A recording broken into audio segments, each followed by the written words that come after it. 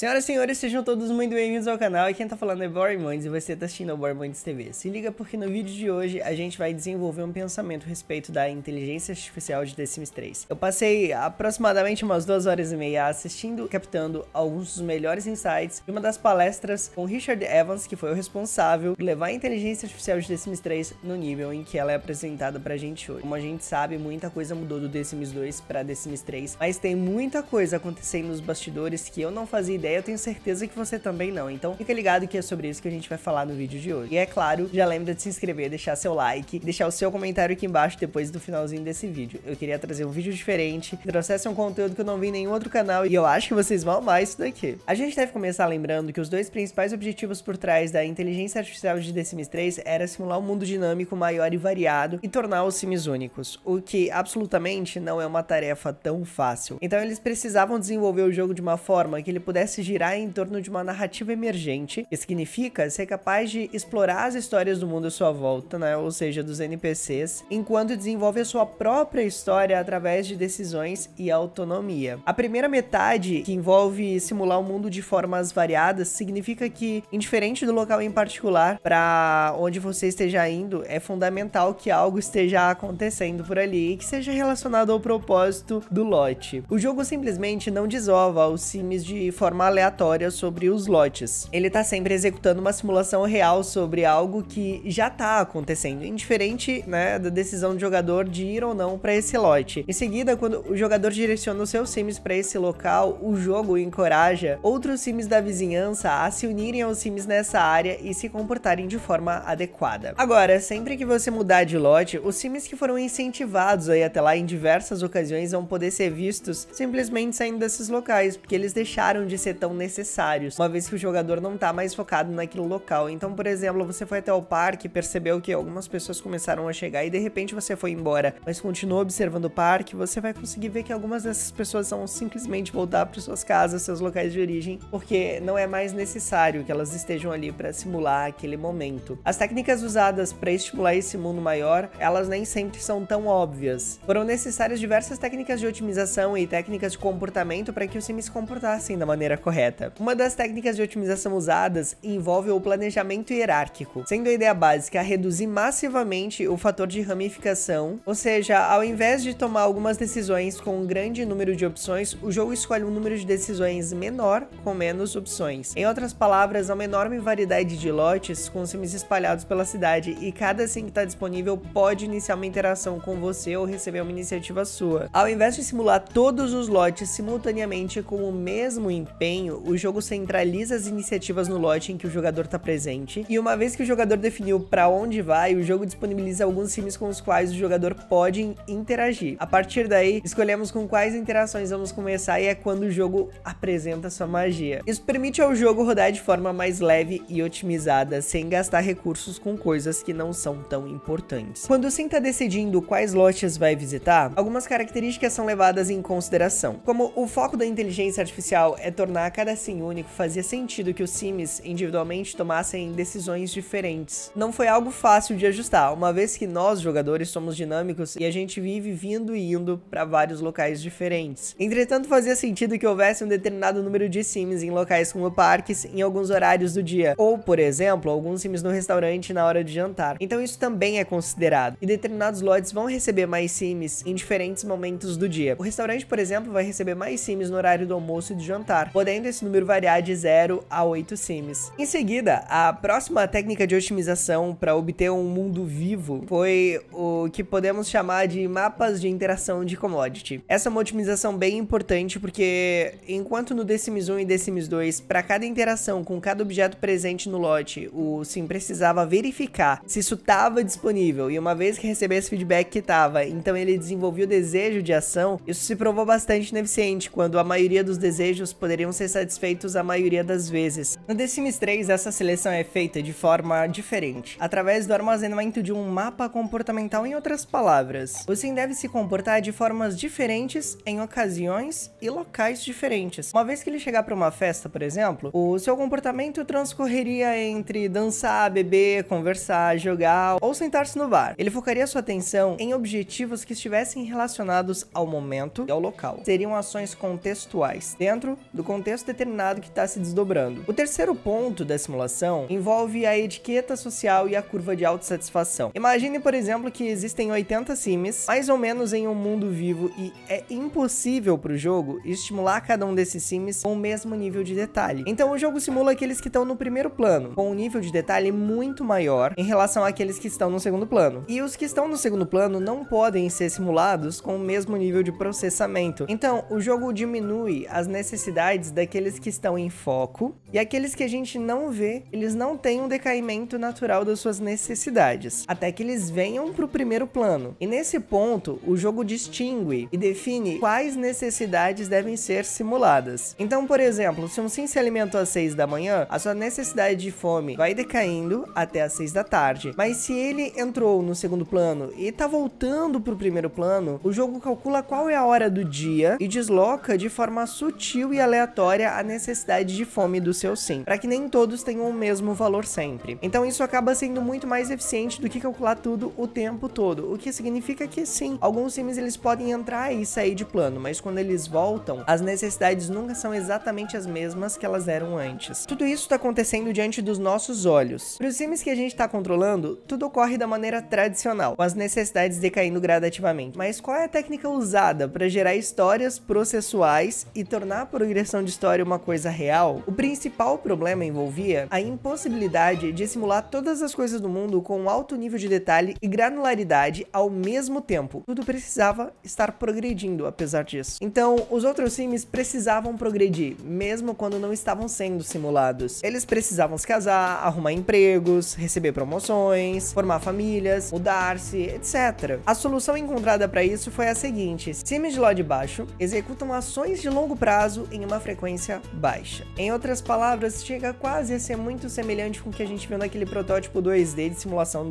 da inteligência artificial de The Sims 3, só que é um pouquinho mais desenvolvido. Então, a vizinhança tem vários desejos de metanível, desejos demográficos, desejos de manter suas estatísticas em equilíbrio, e ela usa ações de vida de longo prazo para satisfazer seus próprios desejos. Por exemplo, assim como um sim tá com fome, ele satisfaz esses desejos se alimentando ou bebendo. A vizinhança precisa de um número X de sims com determinado gênero, então em certo ponto ela gera novos bebês ou ela mata alguns sims. Alguns exemplos de como isso funciona. A ideia do jogo é possuir mais ou menos um número igual de homens e mulheres na vizinhança. Em um eixo X ficaria o equilíbrio de gênero e no eixo Y representaria o quanto a cidade está feliz com isso. A forma pela qual o jogo lida com essa demanda envolve, novamente, por parte do jogador, criar e mudar sims para essa vizinhança, e por parte do jogo, mudar novos imigrantes para o mapa, engravidar sims na vizinhança, adicionar sims ou matar sims. Outro exemplo envolve a taxa de empregos. Os designers queriam que a maioria dos sims fossem empregados, mas não todos. O ideal seria mais ou menos 80-20. E existem diversas ações leves acontecendo nos bastidores de acordo com as necessidades da vizinhança, que envolvem interações como conseguir emprego, largar emprego ou ser demitido. Esse foi o primeiro grande objetivo para The Sims 3 em relação a simular um grande mundo.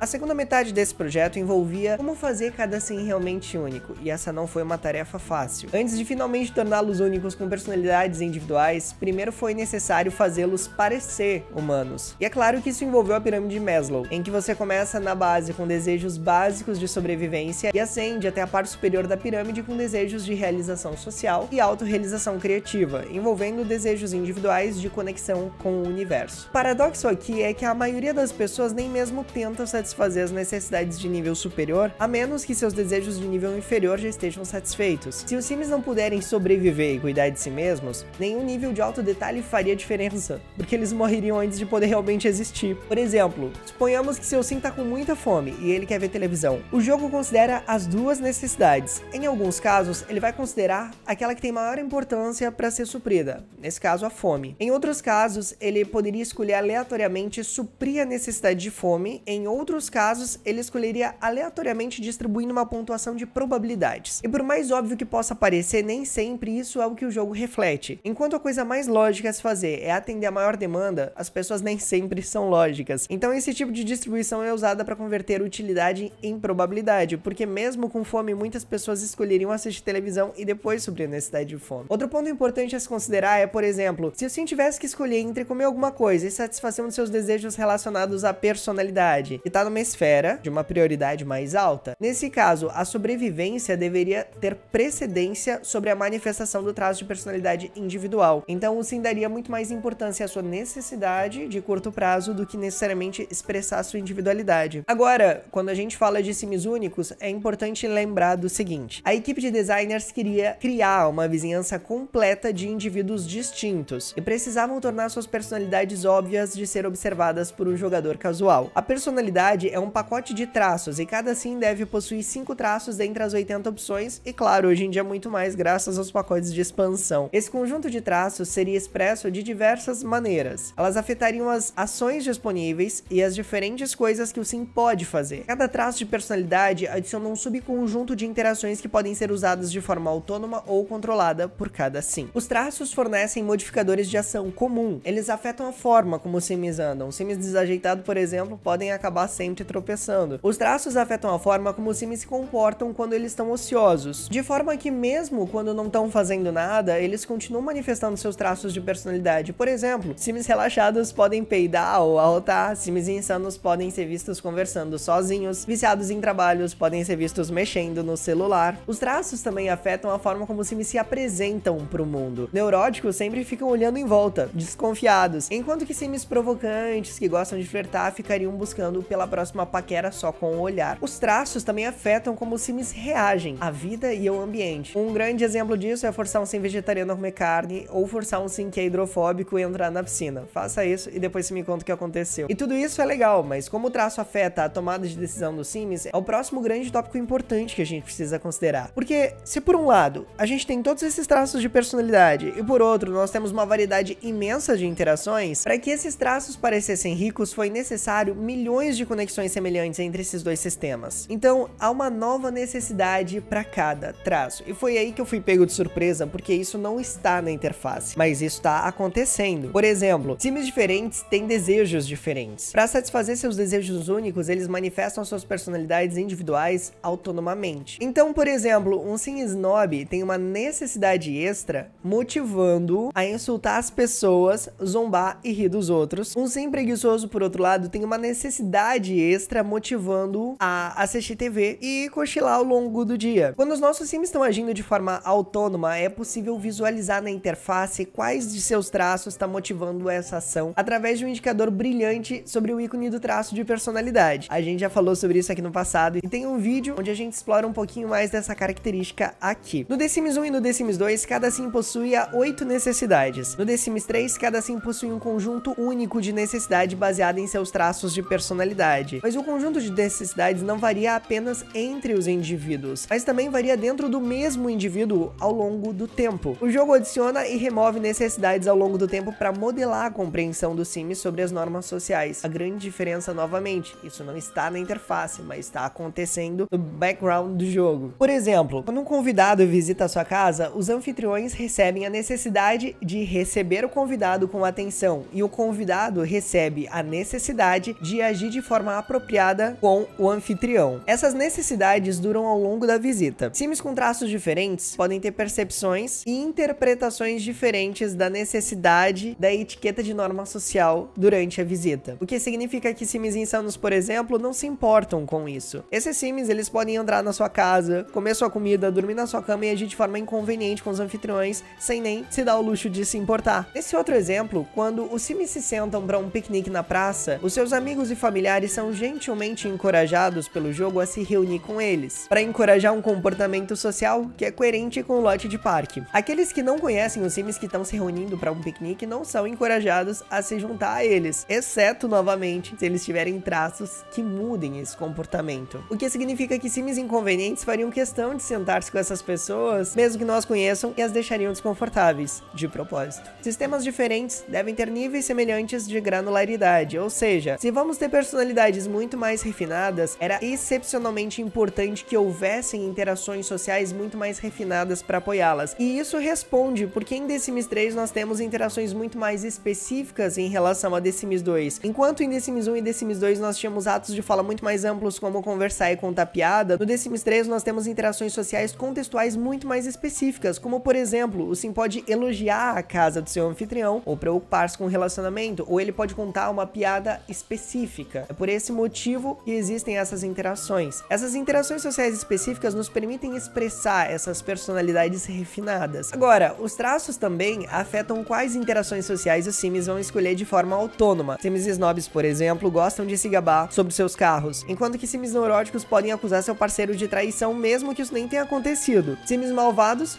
podem zombar do vegetarianismo de outros Sims. Além de afetar as interações sociais que eles escolhem realizar, os traços também afetam como eles respondem às interações sociais que são iniciadas por outros Sims. Como um Sim responde às interações depende de uma série de regras. A primeira regra, por exemplo, é se você estiver tentando ser engraçado com outro Sim, ele pode reagir de forma neutra, pode ser uma conversa casual. Agora, se você continuar tentando ser engraçado, contando a mesma piada, o outro Sim pode te interpretar como alguém chato. E se você estiver tentando ser engraçado, mas não estiver colando, então isso se torna um insulto. E a última possibilidade é que você está tentando ser engraçado com alguém que tem um bom senso de humor, então eles se divertem. Os traços também podem criar um drama emergente. Traços conflitantes podem criar tensão. Por exemplo, coloque um Sim gênio da computação para viver com um tecnofóbico na mesma casa e veja o que acontece. Ou coloque um Sim relaxado para conviver com um Sim ordeiro e veja o circo pegando fogo. As mesmas ações criam histórias diferentes quando os Sims possuem traços diferentes, o que aumenta o fator de gameplay em The Sims 3. Então, vamos imaginar que você tenha um Sim, e ele é um Sim mal intencionado, ele vai até outro Sim perguntar sobre a sua carreira. No primeiro caso, você descobre que esse Sim é um policial. Agora, o seu Sim mal intencionado vai querer reclamar sobre a polícia. No segundo caso, você descobre que esse Sim tá desempregado, e a conversa fica um pouco embaraçosa. E no terceiro caso, você descobre que esse Sim tá desempregado, mas dessa vez, esse Sim é cabeça quente, e ele não gosta de ser lembrado que tá desempregado, e fica nervoso com você. Pra resumir, Sunset Valley é uma cidade cheia de indivíduos, e quanto mais você joga, mais você conhece as suas peculiaridades. E conforme você os conhece, mais você aprende sobre os traços de personalidade do seu Sim. É importante lembrar também, e isso é um tópico à parte, que a equipe de The Sims considerou adicionar um planejamento temporal ao jogo, e infelizmente não chegou à versão final. E o que seria esse planejamento temporal? Basicamente, ao invés do Sim dormir com fome e acordar no meio da madrugada para se alimentar, o Sim teria esse planejamento de longo prazo de, peraí, eu vou dormir, então vamos fazer uma refeição e depois a gente vai dormir. Ele seria capaz de planejar o seu dia de forma mais inteligente e interessante. Ou seja, ele seria humanamente mais plausível e coerente em relação à organização do tempo dele. Infelizmente, não foi uma coisa que eles conseguiram fazer a tempo pro lançamento do jogo. Galera, essas eram as informações que eu tinha pra passar pra vocês sobre a inteligência artificial de The Sims 3 e eu espero que vocês estejam gostando desse vídeo. Nós vamos começar a executar a partir de agora uma série de testes pra colocar em prática essas informações e descobrir o quanto delas ainda funcionam hoje em dia e o quanto que isso foi aprimorado ao longo do tempo. Porque só quem jogou The Sims 3 em 2009, sem expansão nenhuma, sabe o quanto o jogo evoluiu de lá pra cá até 2013, com o lançamento do seu último pacote de expansão The Sims 3 no futuro. Então, se você gostou desse vídeo, eu quero pedir pra você lembrar de deixar o seu like, deixar o seu comentário aqui embaixo. Quero que você me conte, você fazia ideia que a inteligência artificial de The Sims 3 era tão complexa quanto que foi apresentado aqui? Ou você, assim como eu, achava que ela era muito mais simples e básica do que a do The Sims 2? Porque, bom, é óbvio que a inteligência artificial do The Sims 2 ela é muito mais reativa e emergente ao que tá acontecendo nesse momento, mas a inteligência artificial de The Sims 3 considera coisas de longo prazo, e isso eu não fazia ideia. Quer dizer, tava na nossa cara o tempo todo, mas quando você não conhece a mecânica, você não presta atenção a esses detalhes, em relação a tudo que é necessário para simular um grande mundo de eventos e sims acontecendo ao mesmo tempo que você está jogando dentro da sua casinha. Então, se você gostou desse vídeo, lembra de deixar suas opiniões aqui nos comentários. Eu quero desenvolver esse tópico e conversar mais sobre isso com vocês, e eu vejo vocês aí nas próximas semanas para os nossos próximos vídeos, beleza?